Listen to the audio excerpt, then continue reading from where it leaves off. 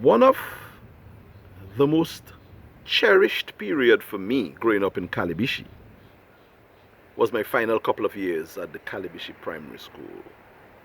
I had taken the National Common Entrance examinations and had not gone on to St. Andrews High School right after. I instead stayed back at the school, continued playing cricket for the school as a schoolboy, and I was also a teacher, a pupil teacher, being paid to teach as well.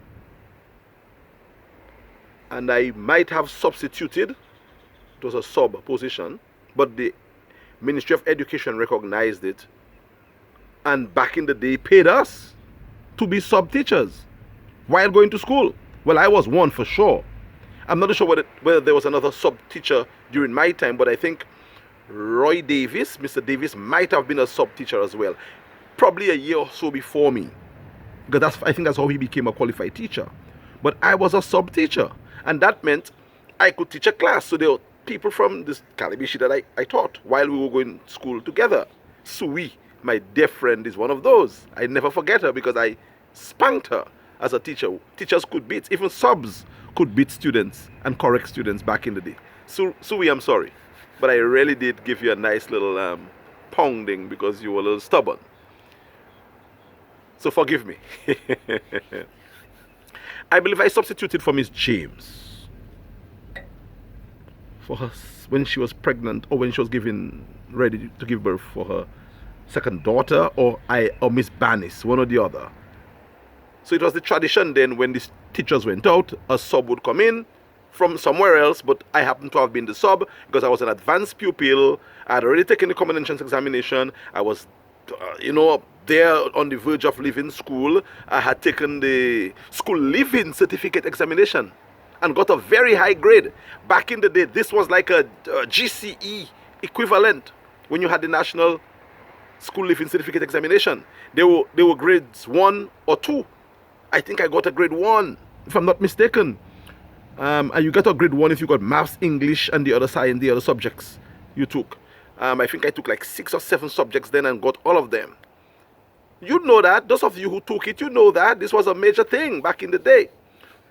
So I stayed back and I taught, and I also played sports like every other schoolboy for the school. I remember sharing the story when we went to play against Vekas in cricket, and we would, really getting it on. I was batting, scoring crazy runs, man, against fellas like Sylvain.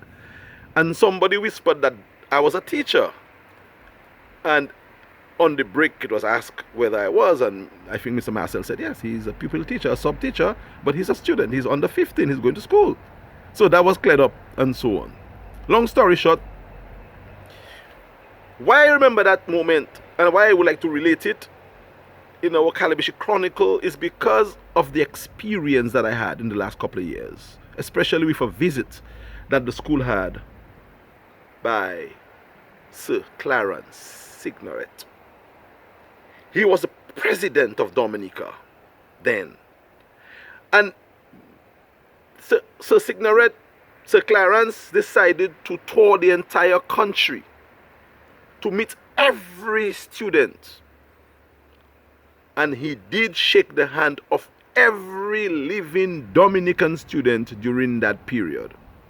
When his time came for Calibishie, we of course were introduced by the principal. I'm not too sure what was said about me. I can't remember that verbatim, but I remember Sir Clarence shaking my hand, very firm shake, and he looked at me, stared me down the eye, and said, whatever you believe you can do, you can do. Go ahead and become what you want to become. Can never forget that. And since then, I admired Sir Clarence. Even in death, I admired the gentleman. I think I used him as a keynote speaker at a reality camp we had somewhere in 1992 for young leaders. Can never forget those moments. So I wanted to relate this as part of the Calibishie Chronicle series, and I hope you enjoyed it. Stand by, because another big program here about Calibishie called Calibishie Chronicle will drop anytime soon.